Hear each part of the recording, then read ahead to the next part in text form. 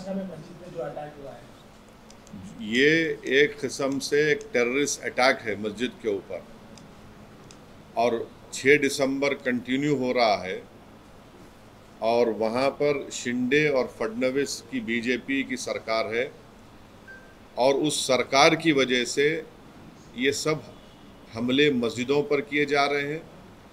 मस्जिद के अंदर घुसकर कुरान शरीफ की बेहुरमती की गई, मस्जिद के अंदर डिसिक्रेशन किया गया, मस्जिद के अंदर जलाया गए जानिमाज़ों को। जो वहाँ पर मुसलमानों के घर थे, घरों में घुसकर उनके जेवरात और पैसों को लूटा गया, और अब पुलिस तमाशाई बनी बैठी है।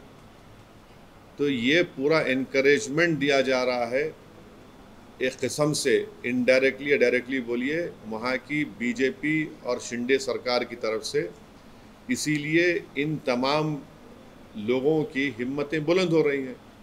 आप बताइए कि हम विश्वगुरु बनना चाह रहे हैं और मस्जिद के ऊपर खड़े होकर आप डेमोलिश करने की कोशिश कर रहे हैं। हम विश्वगुरु बनना चाह रहे, थर्ड इकोनॉमी बनना चाह रहे, और मस्जिद के अंदर घुस के आप कुरान शरीफ को जला रहे हैं।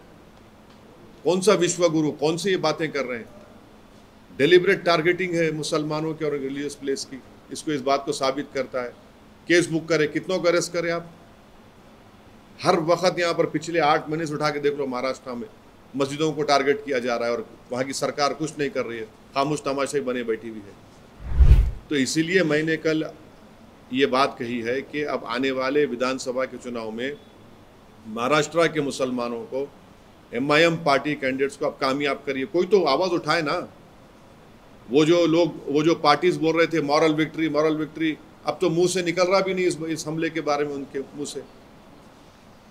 आपने जो एक्स पे भी कहा, महाराष्ट्र में सरकार की तरफ से जो पिलग्रिमेज स्कीम की बात की गई है, उसको लेकर किस तरह की आप तो ये रेवड़ी नहीं है, ये कम्युनलिज्म नहीं है कि नहीं सुनिए आप, ये तो महाराष्ट्र की सरकार भी कर रही, दिल्ली की सरकार भी, सब कर रही है। ये क्या है फिर ये?